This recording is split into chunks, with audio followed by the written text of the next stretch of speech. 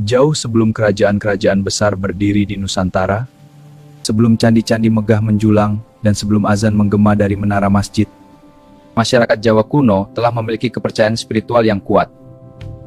Kepercayaan itu dikenal dalam kajian budaya sebagai kapitayan. Kapitayan diyakini sebagai sistem kepercayaan asli masyarakat Jawa kuno, yang berkembang ribuan tahun lalu, jauh sebelum pengaruh India dan Timur Tengah masuk ke Nusantara. Sistem kepercayaan ini mencerminkan cara masyarakat Jawa memahami alam semesta, hubungan manusia dengan kekuatan gaib, serta konsep ketuhanan yang unik. Dalam tradisi masyarakat Jawa kuno, masyarakat meyakini adanya kekuatan tertinggi yang disebut Sang Hyang Taya. Kata Taya dalam bahasa Jawa kuno berarti kosong, tidak tampak, atau tak dapat diwujudkan. Sang Hyang Taya dipahami sebagai kekuatan ilahi yang tidak memiliki bentuk, tidak bisa digambarkan, dan melampaui segala sesuatu. Konsep ini menarik karena dalam banyak penelitian, kapitayan sering disebut sebagai salah satu bentuk kepercayaan monoteistik awal di Nusantara. Masyarakat kapitayan tidak menyembah berhala, mereka lebih menekankan pada penghormatan kepada kekuatan tak kasat mata yang hadir di seluruh alam. Masyarakat kapitayan melakukan pemujaan melalui berbagai simbol alam. Pohon besar, gunung, batu besar, mata air, tempat sunyi dan sakral. Ritual keagamaan dilakukan melalui doa, semedi, dan persembahan sederhana. Dalam tradisi Jawa kuno, muncul istilah seperti sanggar pamujan atau tempat pemujaan, sesaji atau persembahan, semedi atau meditasi spiritual. Pemimpin spiritual dalam kapitayan biasanya adalah orang yang dianggap memiliki kemampuan, mampu memahami dunia gaib, dan hubungan manusia dengan alam. Kepercayaan kapitayan tidak hanya mengatur hubungan manusia dengan Tuhan, tetapi juga membentuk sistem moral masyarakat.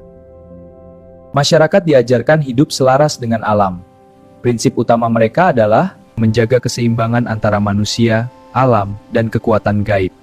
Konsep seperti harmoni kosmis menjadi landasan kehidupan. Mereka percaya jika manusia melanggar keseimbangan alam, maka bencana akan terjadi. Sekitar abad ke-4 Masehi, pengaruh budaya India mulai masuk ke Nusantara melalui jalur perdagangan.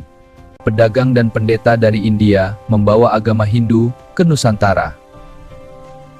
Kerajaan Hindu pertama yang tercatat di Nusantara adalah Kutai di Kalimantan. Pengaruh Hindu kemudian menyebar ke Jawa. Di Jawa, kerajaan Hindu tertua yang tercatat adalah Kerajaan Tarumanagara di Jawa Barat, dan kemudian berkembang ke Jawa Tengah dan Jawa Timur. Masyarakat Jawa tidak langsung meninggalkan kapitayan. Mereka justru menggabungkan unsur-unsur kapitayan dengan ajaran Hindu. Saat Hindu masuk, terjadi proses sinkretisme atau percampuran budaya dan kepercayaan. Konsep dewa-dewa Hindu mulai dikenal, tetapi masyarakat Jawa tetap mempertahankan tradisi penghormatan terhadap roh leluhur dan kekuatan alam semesta. Meskipun bangunan suci mulai berkembang menjadi candi, akan tetapi unsur penghormatan terhadap alam tetap dipertahankan.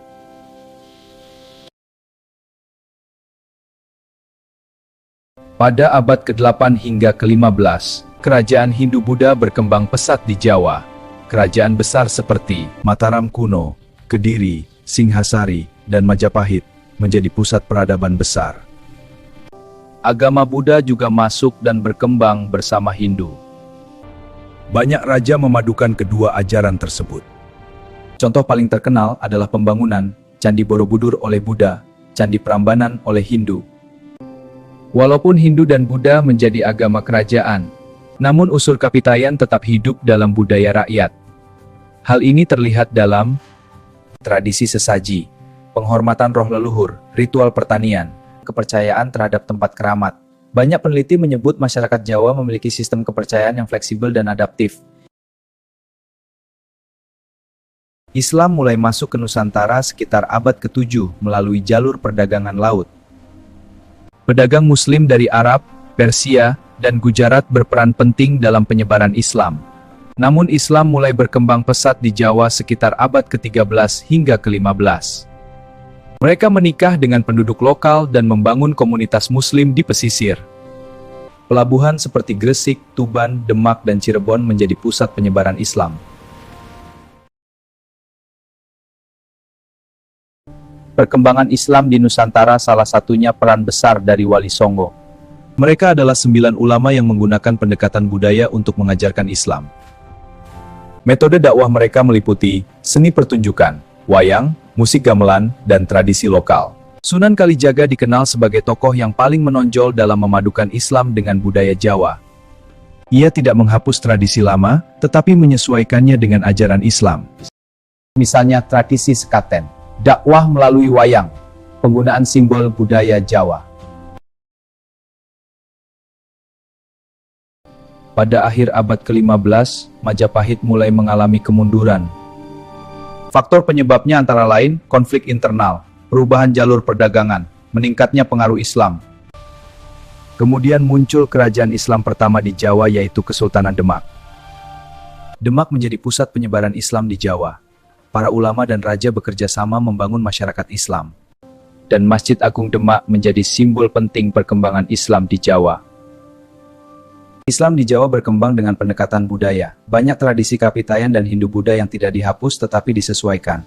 Contohnya, tradisi selamatan, ziarah makam leluhur, dan upacara adat. Hal ini membuat Islam mudah diterima masyarakat tanah Jawa. Masuknya Islam tidak serta-merta menghapus kepercayaan lama. Terjadi proses panjang transformasi spiritual. Masyarakat Jawa mengembangkan konsep spiritual baru yang dikenal sebagai kejawen, yaitu perpaduan antara Islam dan tradisi lokal. Setelah Demak, muncul kerajaan Islam lain seperti Pajang, Mataram Islam. Kerajaan-kerajaan inilah yang memperkuat pengaruh Islam di seluruh Jawa. Awalnya Islam berkembang di daerah pesisir, namun melalui dakwah ulama dan perdagangan, Islam menyebar ke pedalaman. Dari para ulama, masyarakat mulai mengadopsi ajaran Islam dalam kehidupan sehari-hari. Walaupun Islam menjadi agama mayoritas, jejak Kapitayan masih terlihat dalam budaya Jawa. Contohnya seperti tradisi selamatan, filosofi hidup selaras dengan alam, penghormatan terhadap leluhur.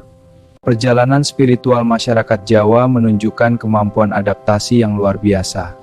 Dari Kapitayan, Hindu-Buddha, hingga Islam, semuanya membentuk identitas budaya Jawa yang unik. Sejarah kepercayaan di Jawa bukanlah cerita tentang pergantian agama semata. Tapi ini adalah perjalanan panjang manusia Jawa dalam mencari makna kehidupan dan hubungan dengan Sang Pencipta. Dari Sang Hyang Taya, hingga Tauhid dalam Islam.